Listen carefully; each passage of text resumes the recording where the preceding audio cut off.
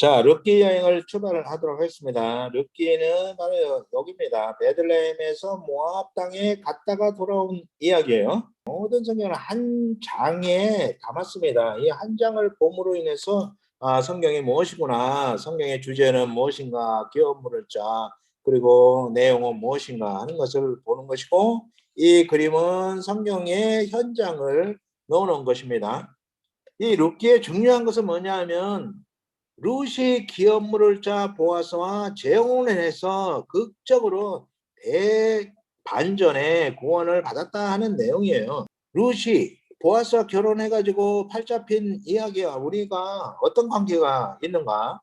바로 이 기업물을 짜가 누구냐 하는 거예요. 기업물을 짜가 바로 예수 그리스도신 거죠. 기독교는 오늘의 종교다. 오늘의 종교라는 말은 지금 내게 복음인 거예요. 지금 내게. 하나님은 우리를 구원하셨을 뿐 아니라 세상 끝날까지 우리와 항상 함께 계시면서 우리를 보호하시고 인도하시고 공급하시고 감찰하시는 그야말로 토탈케어의 구원자 하나님이시다.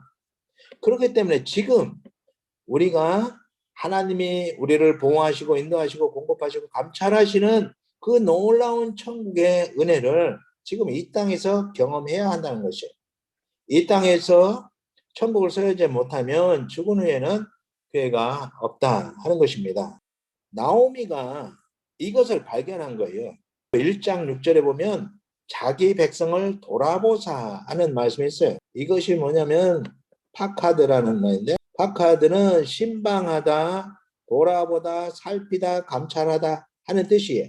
우리의 일거수일투족, 우리의 머리털까지도 다 세신바 되신 그 하나님이 우리를 위해서 모든 것을 아낌없이 하시거든요.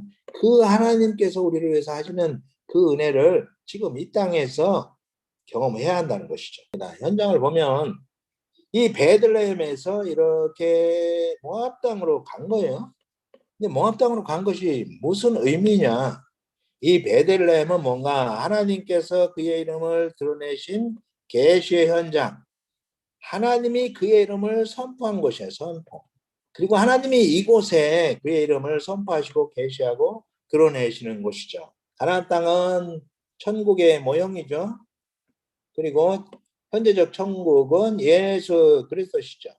그렇기 때문에 이 가나안을 떠나는 것은 바로 하나님을 버리는 것이에요. 그래서 1장에 보면 하나님의 약속의 땅을 떠나죠. 떠남으로 오는 것이 뭔가? 그것이 바로 심판입니다. 그래서 1장은 심판을 말해요. 아비멜렉 가족이 모압 땅으로 감으로 인해서 10년 동안 어떤 역사가 있었느냐? 하나님이 치심으로 세 남자가 죽습니다. 그리고 세 과부만 남아요. 이거는 뭐 회복 불가능한 그런 철저한 절망의 자리죠. 6절이 터닝 포인트예요. 이 돌아오는 것이 은혜예요.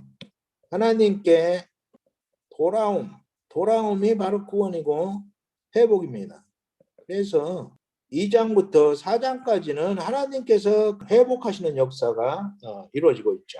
이 하나님을 떠남, 심판과 하나님께 돌아옴, 구원으로 이렇게 구조가 되어 있습니다. 그래서 이 계시의 현장을 간과하는 것은 하나님의 말씀을 우리 사고 속에 가두는 것이다. 이렇게 표현을 해 보았습니다. 룻기의 주제가 무엇인가 하는 것이 굉장히 중요해요. 룻기의 주제는 기업물을 짜죠. 기업물을 짜. 기업물을 짜가 12번 나와 있습니다. 작은 룻기서 안에. 그리고 기업물을 짜는 무엇이냐? 기업물을 짜는 대신의 복음입니다. 내가 할 수 없는 것을 친족이 대신해 주는 거예요. 첫째, 땅을 되찾아야 됩니다. 땅을 대신 찾아주는 거예요. 이것은 우리가 잃어버린 천국을 예수 그리스도께서 대신 찾아주신 것이죠. 두 번째, 빚이 있으면 빚을 대신 갚아주는 거예요. 그래서 예수 그리스도께서 우리 대신 십자가에서 우리의 죄값을 지불해 주셨죠. 세 번째는 종이 되었으면 이제 땅도 팔아먹고 빚을 갚을 길이 없으니까 종이 되어버린 거예요. 몸까지 팔아먹혀버린 거죠. 예수님께서 죄와 사망의 종로로 타던 우리를 의와 생명에서 왕로로 타도록 우리를 바꿔주셨어요. 이것이 로마서 5장의 내용의 말씀이죠. 핵심 내용이죠. 네 번째는 C. 우리는 이미 사망의 씨만 가지고 있었는데 예수님께서 생명의 씨, DNA를 바꿔주셨어요. 그래서 영원한 생명의 씨를 우리에게 주셨죠. 예, 다섯 번째는 원수를 갚아주는 거예요. 그래서 계시록 6장 9절에서 11절에 보면 순교 당한 사람들이 우리의 원수를 갚아달라고 신원하는 내용이 들어있습니다. 하나님은 우리의 원수까지도 갚아주시는 대신의 복음, 이것이 복음이죠. 대신의 복음.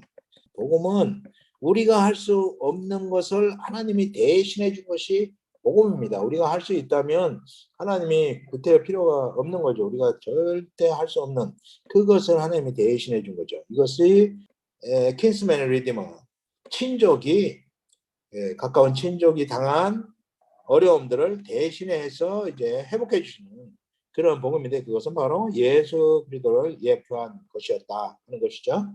두 번째는 구조.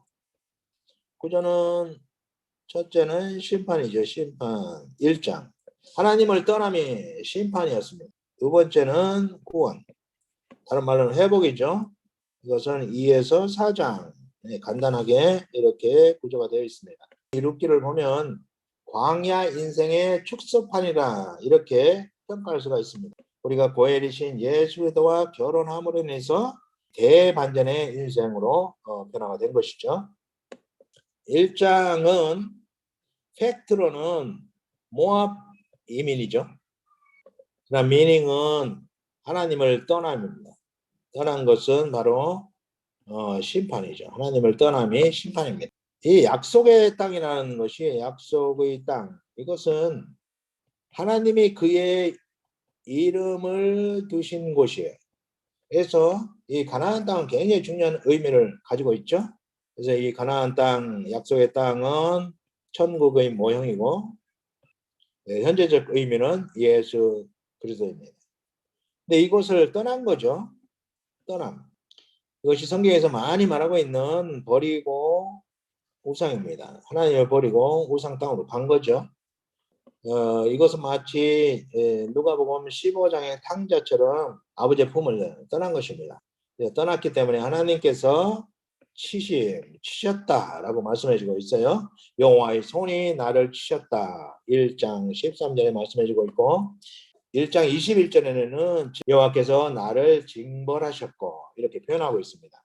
레위기에서 26장에 저주와 축복에 대해서 보았고요. 그리고 신명기에도 28장에 아주 철저한 저주에 대해서 나오고 있으면서 28장에서 32장까지 하나님을 떠나고 우상을 쫓아간 자들에게 700의 아주 혹독한 징계를 선언하시면서 결국은 하나님은 그들을 버리지 못하고 다시 돌아오라. 돌아오면 산다 하는 내용, 아주 중요한 내용을 신명기 28장에서 32장까지 어떤 면에서는 가장 신명기의 핵심이라고 하는 내용을 기록하고 있습니다. 이들은 이 하나님의 품을 떠났기 때문에 결국은 하나님의 치심과 징벌을 받으신 거죠. 이것은 돌아오라 그리하면 살리라 하는 하나님의 부르심의 콜링. 그래서 이것을 심판이라는 표현보다는 징계라고 이렇게 볼 수가 있겠죠. 세 번째 중요한 것은 바카드의 하나님을 이제 발견하게 된 것이죠. 1장 6절에서. 그래서 그들이 이제 그 하나님께로 다시 돌아오기로 작정하고 돌아오게 됩니다. 2장은 만남이죠. 만남은 하나님께서 회복 프로젝트를 시작했는데 중매 프로젝트를 하신 거예요. 하나님께서. 중매라는 말이 고린도후서 11장 2절에 보면 내가 하나님의 열심으로 너희를 위하여 열심을 내노니 내가 너희를 정결한 처녀로 한 남편인 그리스도께 드리려고 중매함이로다. 그러니까 사도 바울이 열심히 복음을 전한 이유가 뭐냐? 그것은 정결한 신부로 한 남편인 그리스도께 중매한 것이다. 이렇게 표현하고 있는데 여기에서도 하나님께서 중매하시는 일을 이 장에서 하십니다. 그래서 첫 번째 룻과 보아스의 만남이 있어요. 만남. 예, 만나게 하시는데 룻은 우연히 보아스의 밭으로 가게 되고 때마침 보아스는 베들레헴에서 밭으로 옵니다. 그래서 둘이 만나게 하시는 거죠. 하나님께서 그 결혼 프로젝트를 진행하고 계신 거거든요. 그래서 만나게 하신다는 것이 이 장에 이제 첫 번째 하나님께서 하시는 일이 되겠고요. 두 번째는 하나님께서 보아스의 눈에 콩깍지를 딱 붙이시는 것 같아요. 콩깍지가 쓰여졌기 때문에 이제 다른 밭으로 가지 말라. 그리고 소년들에게 룻을 건드리지 말라. 식사도 같이 하고 그리고 일꾼들에게 말해가지고 단 사이에서 죽게 하라. 그리고 이삭을 조금씩 흘려가지고 룻이 이삭을 많이 줍도록 도와주라. 이렇게 하는 것은 다 뭐냐면 관심이야. 이미 보아스의 눈에는 콩깍지가 씌워졌다고 할 수가 있죠. 이렇게 지낸 것을 이제 룻이 와가지고 나오미에게 얘기했더니 나오미가 그것을 듣고 바로 보아스가 기업 물을 자다. 기업 물을 자라는 것을 말해줍니다.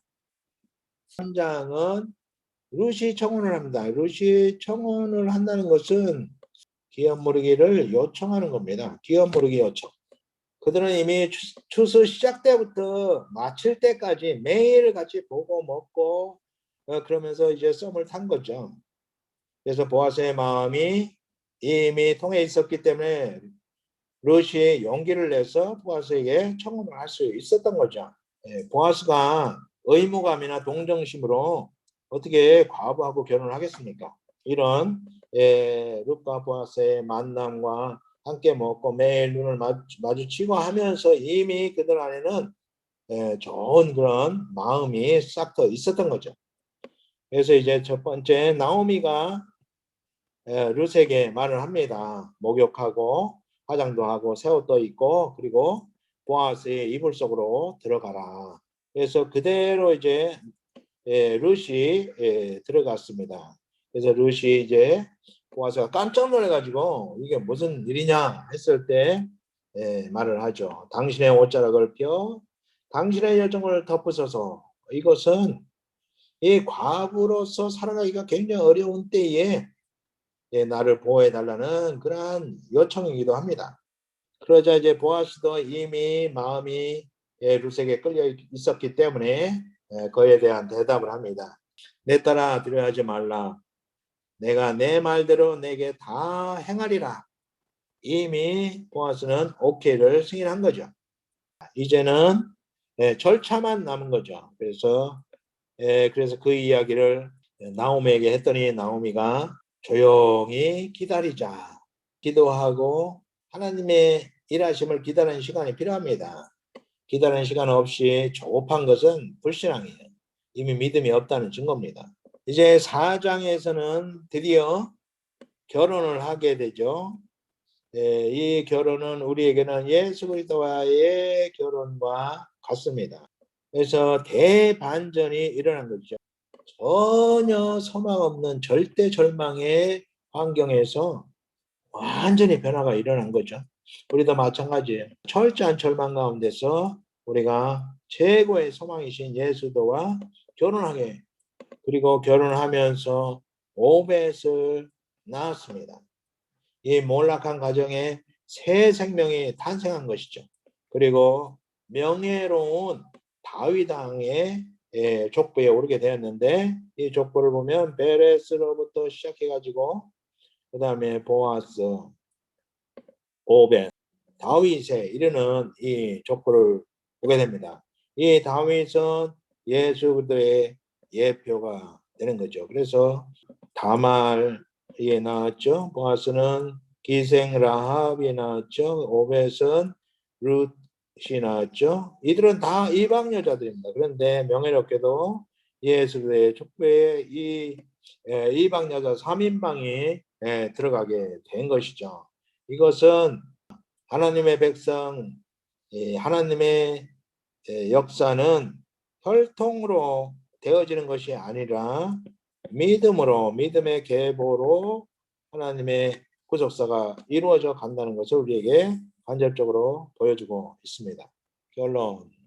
기업물을 이것은 대신의 복음이다.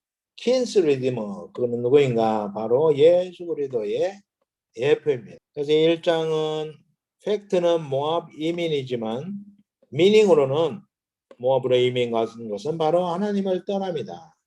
하나님을 떠난 것이 죄고 죄에 대해서는 하나님께서 심판하신다. 2장에서 4장은 하나님께